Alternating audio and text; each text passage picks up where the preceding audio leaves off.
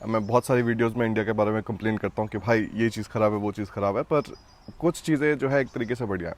और उसमें से एक जो मेंटालिटी होती है कि ठीक है जो हो गया वो हो गया, अब आगे की सोचते हैं, ये मेंटालिटी बहुत ज़रूरी है। और ये मेंटालिटी बहुत सारे लोग समझते नहीं है।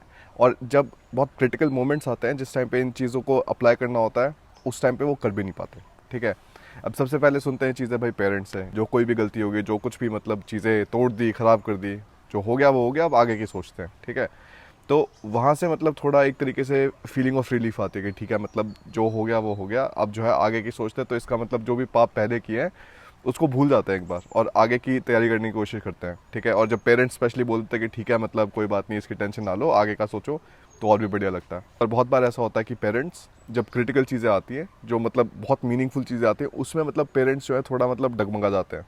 और तुम भी डगमगा जाते हो क्योंकि तुम्हें जो है पता नहीं होता कि भाई इस टाइम पे करें तो करें क्या। तो मैं इसको जो है थोड़ा कॉन्टेक्स्ट देता हूँ ताकि तुम्हें चीज़ समझ आए कि मैं बताना क्या चाह रहा हूँ और मतलब उससे तुम क्या सीख सकते हो। सबसे पहली बार मुझे इस माइंडसेट का पता चला जब मैं अपनी आईआईटी जेई वगैरह की कोचिंग कर रहा था, और मैंने 9 से कोचिंग स्टार्ट कर दी थी। वहाँ पे लग रहा था सारे के सारे कि भाई ठीक है, ये जो है इंटेलिजेंट बच्चे हैं और ये जो है अपना जेई क्रैक करेंगे वो सब कुछ करके, और टीचर्स ने पूरा हाइप कर रखा था। तो किया, मेहनत करी 9 से लेके 12वीं तक। ठीक है, और बहुत बार फिर ऐसा होने लग गया था कि स्टार्टिंग में तो बढ़िया मेहनत कर रहे थे, पर जब देखना स्टार्ट होता है कि यार रिजल्ट्स नहीं आ रहे, तो मन नहीं करता फिर आगे काम करने का। और बहुत सारे लोगों के साथ ऐसे होता है, और स्पेशली जब तुम अपना यंगर एजेस में होते हो, कुछ लोगों में इतनी मेच्योरिटी होती है कि उनको फ़र्क नहीं पड़ता और वो काम करते रहते हैं, और कुछ लोग अभी भी लर्निंग स्टेज में होते हैं। तो ये समझ लो कि मैं उस टाइम पे लर्निंग स्टेज में ही था। उस टाइम पे मैं चीज़ें समझ रहा था। तो जो है अपना 9 से 12वीं तक कोचिंग करी, कुछ नहीं निकला। उसके बाद अपना जो है AIEEE में रैंक आई 43,434, और उसके बाद जो है एक स्टेट गवर्नमेंट यूनिवर्सिटी मिली, दीन बंधु Chhoturam university of science and technology, Murthal में। तो उस टाइम पे जो है स्टार्टिंग में ये लग रहा था कि यार अभी सही में ज्वाइन करके फ़ायदा है या फिर जो है ड्रॉप लेते हैं और उसके बाद फिर से कोशिश करते हैं आईआईटी की। तो उस टाइम पे मतलब लगा कि ठीक है यार, अभी 4 साल मेहनत करके देख ली, तो फिर लगा एक और साल क्यों फालतू में वेस्ट किया। तो जो है नहीं किया। और उसके बाद चीज़ समझ आई जब मैं गेट की कोचिंग करने लग रहा था। तो गेट की कोचिंग की थी मैंने स्टार्ट 3rd ईयर में। तो 3rd ईयर में मतलब जनरली सारे के सारे स्टार्ट करते हैं, और जो है सबको लगा कि ठीक है भाई अभी गेट की कोचिंग चलेगी तो जो है बढ़िया तरीके से मेहनत करेंगे इसके अंदर। 3rd ईयर स्टार्ट हुआ, सारे के सारे अपना कोचिंग इंस्टीट्यूट में एनरोल हो गए। और न्यू दिल्ली में उस टाइम पे एक ये कोचिंग इंस्टीट्यूट होता था, मेडीजी, पता नहीं अभी भी होगा ही, मतलब काफ़ी सक्सेसफुल कोचिंग इंस्टीट्यूट था। और वहाँ पे सारे के सारे एकदम पूरे के पूरे बल्क एनरोल होके यूँ लगा कि भाई ठीक है जो है अब ये नया फेज स्टार्ट हो गया है आईआईटी जेई का। और सबको लग रहा था कि ठीक है पीएसयू निकालेंगे और जो है आईआईटी से एमएससी करेंगे, ऐसे ऐसे मतलब जो है चीज़ें चल रही थी सबके दिमाग में। तो मेरे दिमाग में भी क्या था यार कि मतलब उस टाइम पे बाहर जाने का इतना सोचा नहीं था मैंने, ना कोई बढ़िया तरीके से आइडिया था, क्योंकि उस टाइम पे इन्फॉर्मेशन अवेलेबल थी नहीं। अब तो तुम मतलब यूट्यूब पे देखोगे तो बहुत सारे लोग मिल जाते हैं जो अपना वीडियोस बना रहे होते हैं, पर उस टाइम पे ऐसा कुछ नहीं था। तो तब चीज़ें समझ आए कि यार ठीक है, अगर जो है इसमें मतलब फिर से चीज़ें स्टार्ट कर दी तो फिर ऐसा हो जाएगा कि आईआईटी जेई वाला सिनेरियो रिपीट हो जाएगा। उस टाइम पे भी बहुत सारी जनता होती थी जो सारे के सारे कोचिंग में लग रहे होते थे, पर जितनों का निकलता था वो परसेंटेज बहुत कम होती थी। मैं पहले दिन गया इसमें कोचिंग में, तो भाई देखा मतलब ऑलमोस्ट 400 बच्चों का बैच था। और वो जो है बैच बैक टू बैक, सुबह 8 बजे से स्टार्ट होता था और शाम को 6 बजे तक वो मतलब बैच चला रहे होते थे। और तब लगा यार, मैं कहा यार ये तो 6 भी नहीं, मेरे ख्याल से 8 ही बज रहे होते थे, और कभी कभी मतलब लेट इवनिंग बैचेस भी चलाते थे। तो तब लगा कि यार नहीं, ये तो मतलब इतनी जनता जब यहाँ पे ऑलरेडी भर रही है तो मतलब ये आईआईटी जेई से मतलब कैसे डिफरेंट एक्सपीरियंस होगा, मेरे को तो लगता नहीं, क्योंकि फिर से मतलब वैसी मतलब भिड़ंत है इसमें, वैसी मतलब कंपटीशन है। और कॉम्पिटिटिव एग्जाम्स कुछ लोगों को मज़ा आता है, ठीक है, अपना मतलब टाइम लेके जो है निकालो वो सब कुछ करके। मैं ऐसा आदमी नहीं था, मुझे जो है कुछ ना कुछ करने को चीज़ें चाहिए, कुछ क्रिएटिव चीज़ें चाहिए। अगर मैं ये नहीं कर पाता तो और मतलब पूरे टाइम सेम ही चीज़ों के रट्टे मारते रहो, सेम ही चीज़ों को मतलब प्रैक्टिस करते रहो, उसकी मतलब मेरे को समझ नहीं थी। और बहुत सारे लोगों से तुम बात करके देखो, जो भी वो इतना पढ़ाई करते हैं ना इस टाइम पे, जॉब के 1-2 साल बाद ही मतलब सारे के सारे भूल जाते हैं, कुछ याद ही नहीं रहता, कुछ समझ नहीं रहती वो उन चीज़ों की कि मतलब क्या कुछ चीज़ें सीखी थी। क्योंकि वो तो ऐसा होता है भाई, रट्टा मारा, एग्ज़ाम तक सारी चीज़ें याद रहनी चाहिए, सारा उगला और उसके बाद जो है मतलब भूल जाओ, और हमेशा ऐसे ही रहता। तो ये चीज़ मेरे को पसंद नहीं थी, मैंने छोड़ दी ये चीज़ कि भाई गेट की कोचिंग में ठीक है पैसे डाल दिए बहुत सारे, वैसे ही आईआईटी जेई की कोचिंग में बहुत सारे पैसे डाल दिए, टाइम वेस्ट हो गया। गेट में भी पैसे डाल दिए, मेरे ख्याल से उस टाइम पे 80,000 या मतलब 90,000 ऐसी फ़ीस थी। पैसे डाल दिए और जो है अब मन नहीं है, मतलब मन सही में नहीं है, और जो है मेरे को पक्का है कि भाई नहीं होगा, मेरे को किसी और चीज़ में ट्राई करना है। तो उस टाइम पे जो है ये होता है क्रिटिकल मोमेंट, ठीक है। ये जो है तुम्हारी क्रिटिकल सिनेरियो है जहाँ पे तुम दो तरीके से मतलब डिसीजन ले सकते हो। पहला डिसीजन होगा, बोलोगे ठीक है जो है मैं आगे जो है कोचिंग अपनी कंटिन्यू रखूँगा और मेरे को फ़र्क नहीं पड़ता कि जो है अभी मेरा मन नहीं है, मैं मेहनत करूँगा आगे। दूसरा होता है कि भाई यहाँ से जो है यू टर्न लेना बहुत ज़रूरी है, या तो यू टर्न लिया या फिर किसी और डायरेक्शन में गए। और उस सिचुएशन को रिकग्नाइज करना बहुत मुश्किल होता है बहुत लोगों के लिए, क्योंकि जब तुम किसी भी चीज़ में प्रोग्रेस कर रहे होते हो तो मतलब डिफ़िकल्टीज आती है। तो हर एक टाइम पे जब डिफ़िकल्टी आती है तो ऐसा नहीं करना चाहिए कि मतलब ठीक है भाई मतलब ऑलरेडी ब्रांचेस सोचने लग जाओ कि कहाँ पे जाना है कहाँ पे नहीं जाना। पर कुछ क्रिटिकल मोमेंट्स आते हैं जहाँ पे मतलब अगर तुम बढ़िया डिसीजन ले पाओ तो तुम्हारी लाइफ आगे बहुत बढ़िया तरीके से सेट हो जाती है। और उस टाइम पे मतलब मुझे लगता है कि गेट के टाइम पे ठीक है मैंने इतने पैसे वगैरह लगा दिए थे, पर वो जो संक कॉस्ट फैलेसी थी कि मतलब ठीक है पैसे लगा दिए तो आगे जो है कंटिन्यू करना चाहिए और पैसे लगाऊंगा ताकि मतलब आगे कुछ ना कुछ निकल जाए, ये चीज़ बहुत गलत होती है।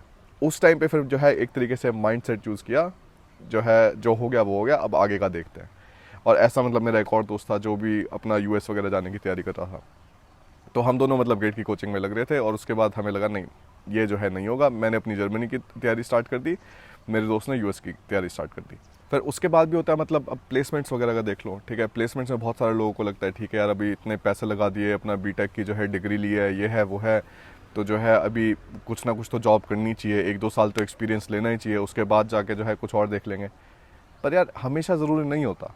हमेशा अगर तुमने किसी चीज़ में टाइम लगा दिया, पैसा लगा दिया, तो इसका मतलब ये नहीं कि तुम्हें उसी चीज़ को आगे कंटिन्यू रखना है। मेरी कभी कभी कुछ स्टूडेंट से बात होती है जो कहते हैं कि भाई मैंने 5 साल से जो है मैं अपनी गवर्नमेंट एग्ज़ाम्स की तैयारी कर रहा हूँ, और मेरे को समझ नहीं आता कि भाई अगर तुम 5 साल से गवर्नमेंट एग्ज़ाम्स की तैयारी कर रहे हो, तुम्हारा हर बार नहीं निकल रहा, तो तुम्हें ये कब समझ आएगा कि यार maybe this is a good moment to leave it, कि भाई ठीक है मतलब बहुत तैयारी कर ली, बहुत कोशिश कर ली, पर अब नहीं बन रहा, मेरे ख्याल से मेरा इसका मन नहीं है। और बहुत सारे ऐसे भी बच्चे होते हैं जिनका सही में मन नहीं होता, मतलब वो जो है ऐसे पेरेंट्स वगैरह से सुन के, बाकी दोस्तों सुन सुन के अपना मन बना लेते हैं कि ठीक है करना ही करना है, पर अपने आप से वो ऑनेस्ट नहीं होते। और ये बहुत ज़रूरी है। इन सिचुएशंस को रिकग्नाइज करने के लिए तुम्हें ज़रूरी होता है कि तुम खुद से बहुत ज़्यादा ऑनेस्ट हो। जैसे ही कोई चीज़ आए तुम्हारे आगे, तुम्हें समझ आ जाए कि यार ठीक है ये चीज़ गलत होगी, ये चीज़ जो है मतलब सही डायरेक्शन में नहीं जा रही, मेरे को अभी के अभी कोई ना कोई चेंज लेना है। और हमने बहुत पढ़ लिया है, मतलब मुझे एक तरीके से अब काफ़ी प्रैक्टिस हो गई है इन क्रिटिकल सिचुएशंस को समझने की और पता करने की, ठीक है मतलब ये जो है अब मोमेंट है जहाँ पे मेरे को सारी की सारी चीज़ें चेंज करनी है। जैसे अब सबसे पहले हुआ था कि अभी जब हमने डेनमार्क में घर लिया था, ठीक है, तो डेनमार्क में घर लेने की सिचुएशन क्या थी कि उस टाइम पे हमने जर्मनी में ऑलरेडी एक बाउस्पा फतराग होता है जिसके अंदर मतलब तुम अपना पैसे डालते रहो, तो जब तुम्हें घर वगैरह बनवाना हो या घर खरीदना हो तो काफ़ी कम इंटरेस्ट पे पैसे मिल जाते हैं वापस। पर हमारे टाइम पे हुआ क्या कि हमने सोचा कि ठीक है यार अब घर खरीदने का सोचते हैं जर्मनी में, देखे तो सारे के सारे घर इतने महंगे, मतलब जो सबसे नकली से नकली घर तुम्हें जो है ऐसे 3 लाख यूरो के करीब, 2 लाख यूरो के करीब मतलब वहाँ पे मिल रहे हैं। तो हमें लगा यार मतलब ये 3 या 2 लाख यूरो तो मतलब चुकाने में इतनी मतलब ज़िंदगी निकल जाएगी, तो इसका हमें सेंस नहीं दिखा, तो हमने जो है छोड़ दिया। मतलब जो तुम्हें सबसे मतलब माड़े घर जो है मतलब बढ़िया ठीक ठाक घर मिलेंगे तुम्हें 5 लाख यूरो के करीब से, 500,000 यूरोस, ठीक है, उससे ऊपर मतलब मिलने तुम्हें स्टार्ट होंगे। और ये भी मतलब बेसिक तरीके के मतलब घर होते हैं, ठीक है। और मतलब सबसे बढ़िया घर लेने की कोशिश करोगे तो हो जाएगा वो 800,000 या 1 मिलियन की तरफ। तो हमारा मन नहीं था, हमें लगा कि यार अभी इतनी स्टार्टिंग एज में फालतू में इतना डेट में जाने में क्या सेंस बनता है, और स्पेशली जब तुम घर अपने लिए खरीद रहे हो, मतलब उसका सेंस नहीं बनता। क्योंकि अगर कभी कभी तुम अगर रेंट पे रह रहे होगे और घर का प्राइस बहुत ज़्यादा होगा, तो तुम सेम रेंट पे कर रहे होगे 40 साल के करीब या फिर मतलब 50 साल तक सेम रेंट पे करोगे, तो मतलब एक तरीके से तुम्हारा कॉस्ट जस्टिफाई होएगा कि ठीक है तुमने अपना घर नहीं लिया और जो है रेंट पे रह के मतलब सारी की सारी चीज़ें बढ़िया तरीके से निकल गई। तो ये बहुत मतलब इंपॉर्टेंट और क्रिटिकल सिचुएशन होती है फिर से रिकग्नाइज करने की, ठीक है। मतलब हमने अपने पैसे लगाने स्टार्ट किए थे साइड में एक इसमें पॉलिसी में, पर अगर जो है अब हम जर्मनी में नई घर खरीदना चाह रहे हैं, ठीक है, और पॉलिसी को हटाएंगे तो पैसे वगैरह कटेंगे, कोई बात नहीं, पर आगे की चीज़ें तो बढ़िया रहेंगी ना। अब देखो हुआ क्या, उस टाइम पे हमने 2019 में घर खरीदा, 2020 में पूरा दबा के रिपेयर, ठीक है, घर को बढ़िया किया, उसमें जो है फर्नीचर लगा, काफ़ी सारी चीज़ें, फिर हमने सेकंड हैंड भी खरीदी थी, क्योंकि हम इस चीज़ में बिलीव करते हैं कि यार ठीक है अगर पैसा है तुम्हारे पास तो ऐसा नहीं कि भाई पागलों की तरह उड़ा दो, जो चीज़ें मतलब बढ़िया होती हैं, जहाँ पे पैसा लगाने का सेंस बनता है वहाँ पे लगाओ। अब जैसे मैंने एक बिज़नेस कोचिंग ली थी, ठीक है, मतलब कि बिज़नेस वगैरह ठीक से चलाने के लिए, तो उसमें मतलब मेरे को 5,000 यूरो लगे थे, और उस टाइम पे हमारी सैलरी थी साल की सिर्फ 20,000 यूरो। ये सोच के देखो कि साल की 1/4 सैलरी तुमने किसी चीज़ में लगा दी। पर अब देखो हुआ क्या, अब ये खुद में इन्वेस्टमेंट थी और उसका रिटर्न आया मतलब ऐसे मतलब 50 या 100 गुना। तो इन चीज़ों का मतलब थोड़ा ध्यान रखना चाहिए कि मतलब किस जगह में पैसे लगाने, किस जगह में पैसे नहीं लगाने। तो उस टाइम पे हमने डेनमार्क में अपना सारा रिपेयर वगैरह करके अब बढ़िया तरीके से एयरबीएनबी चल रहा है वहाँ पे। ऑलरेडी जो हमने काफ़ी पैसा लगाया था वहाँ पे वो मतलब वापस आना स्टार्ट हो रहा है, ठीक है। पर अगर जो है हम एक घर लेके बैठ जाते हैं जर्मनी में 5 लाख यूरो का, 8 लाख यूरो का, 1 मिलियन यूरो का, तो उसका मतलब सेंस ही नहीं बनता। क्योंकि होता क्या उसके बाद कि भाई रेवेन्यू स्ट्रीम तो जनरेट हो नहीं रही, पर जो है मतलब पैसा जा रहा है, घर के प्रॉपर्टी टैक्स में पैसा जा रहा है, इलेक्ट्रिसिटी में पैसा जा रहा है, इंश्योरेंस में पैसा जा रहा है, पर पैसा कुछ एक्स्ट्रा जनरेट हो नहीं रहा। अब हमारे टाइम पे क्या हो रहा है कि हमें पैसे जनरेट हो रहे हैं एयरबीएनबी से, ठीक है, और जो है सारी की सारी जो रिपेयर कॉस्ट थी वो वापस मतलब आनी स्टार्ट हो रही है।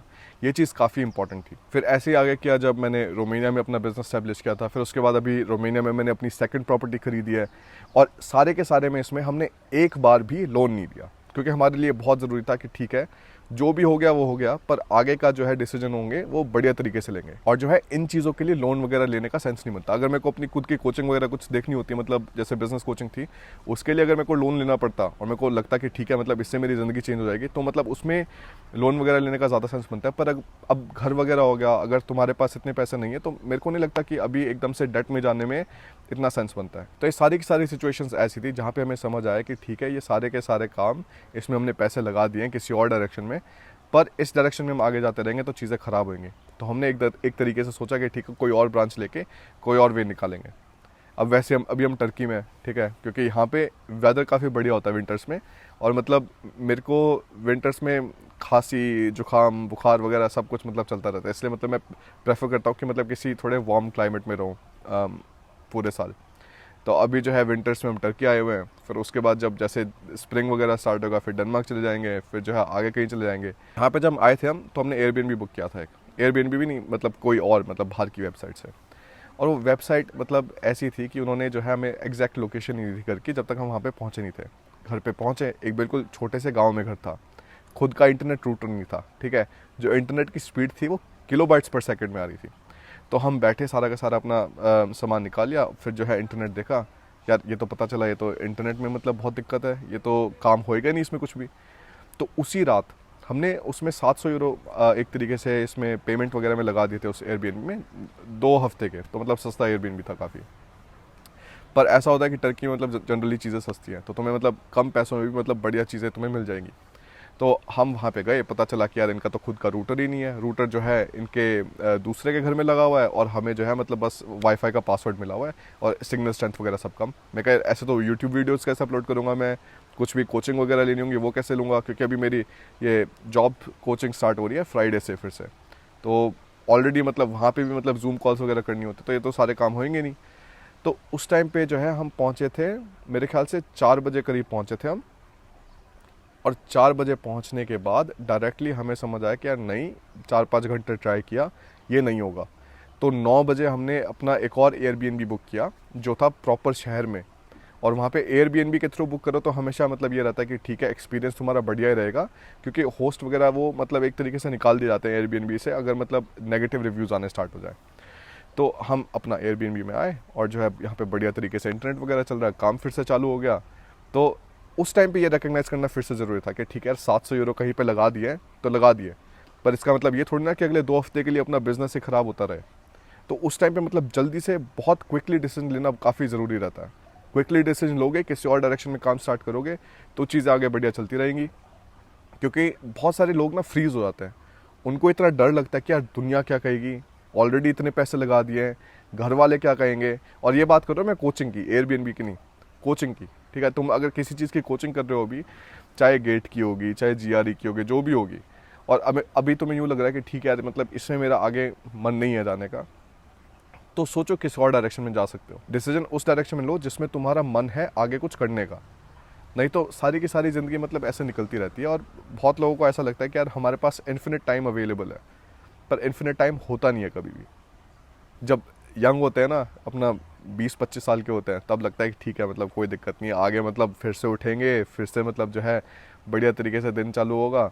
पर बहुत बार ऐसा होता है कि मतलब लाइफ बहुत जल्दी एंड हो जाती है, और मतलब अगर तुम जल्दी जल्दी डिसीजंस नहीं लोगे, ऐसे काम नहीं करोगे जिसमें तुम्हारा सही में आगे कुछ करने का मन है, तो रिग्रेट काफ़ी रहता है। रिग्रेट ऐसे रहता है कि मतलब ठीक है, अगर ये काम कर लिया होता तो मतलब ज़िंदगी ज़्यादा बढ़िया चलती। तो उन सारी चीज़ों को अवॉइड करो और सोचो कि तुम्हारा आगे किस चीज़ में जाने का मन है। ठीक है, जो कुछ भी पैसे लगा दिए, जो कुछ भी टाइम वेस्ट हो गया, जो कुछ भी मतलब और चीज़ें मतलब इन्वेस्ट होगी, उसको भूल जाओ। आगे जो करना है उसका सोचो।